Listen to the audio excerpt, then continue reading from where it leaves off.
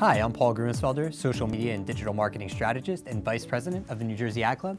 I have with me here today Donille Perrone, director of marketing for MaxLite. Thanks so much for joining us today. Thank you, Paul. Great to be here. Yeah, we're excited. So tell me a little bit about MaxLite. Okay. MaxLite is a family-owned business. They've been in business for the past 24 years. Wow. They entered the lighting industry as CFL manufacturers, and currently they're a leader in the LED lighting world. Okay. So you woke up one morning and just kind of decided you wanted to be in LED lighting? Well, doesn't everyone? I actually spent the first 10 years of my career in footwear. Okay. I realized that as important as shoes are to a woman, I wanted to do something slightly more meaningful. So I decided to take an opportunity marketing energy conservation products, toilets, shower heads, CFLs, realized at some point that toilets just weren't my thing, and transitioned exclusively into lighting, and that's how I wound up at MaxLite. Sure.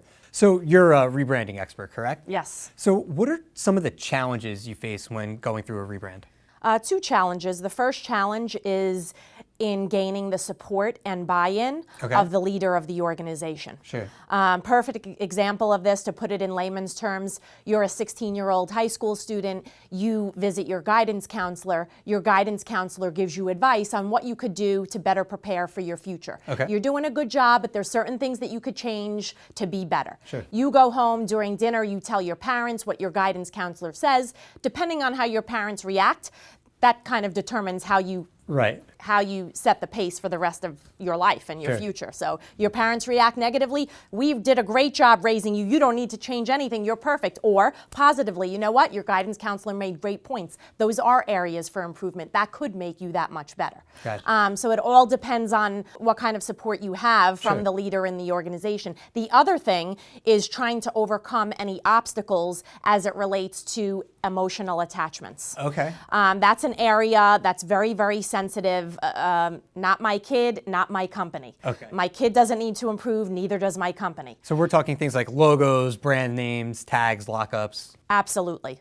You know, there's that strong emotional attachment. In my experience, family-owned businesses, I've reported directly to the owner and founder of the organization. That owner and founder is the one who made up the name, the logo, the brand, everything that exists currently. So the philosophy of why fix what isn't broken could come into play and really be an obstacle. Gotcha. And so it sounds like this process is a little bit different than, a traditional advertising campaign. Can you go into a little bit about what the differences are? Sure. I look at a rebranding initiative as something that's purely strategic, potentially developing a vision, a mission, a set of strategic goals for a company that may not have had any of this to begin with. It could be strictly branding and not just rebranding. The ad campaign is simply an execution of the strategy. It's just one element of it. Sure. And so what doesn't work with the strategies? What doesn't work is trying to convince an organization who isn't ready to rebrand to rebrand. Again, being really sensitive to that, managing expectations. Without the support, you're really setting yourself up for disaster. Gotcha. So you're going through the process and everything's kind of going smoothly. So how do you measure the success of a rebranding campaign? Well, that's definitely the million-dollar question, and when you find the answer, please let me know. Fortunately, in today's society, in today's world, we have technology on our side, the Internet of Things, the way that we can track through web analytics, social media tracking, fans, followers, so on and so forth. There's so many metrics and so many goals that you can set to tie back into the success of a rebranding initiative. But I prefer the old-fashioned way. When you see that sales are dramatically increasing at the same time in which you've rebranded the organization, I can't help but believe very, very strongly in that the rebranding effort is driving that success. Absolutely. So I'm an organization, I'm considering a rebranding. What advice would you give to me as I kind of start to consider the process? The best advice that I can give is to have patience and respect in the process.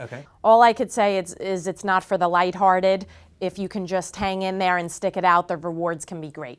That's great advice. I just wanted to thank you one more time for joining us today. Thank you for having me. Oh, it was awesome.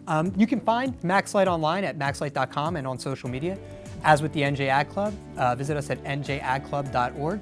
Thanks for watching, and we'll see you next time.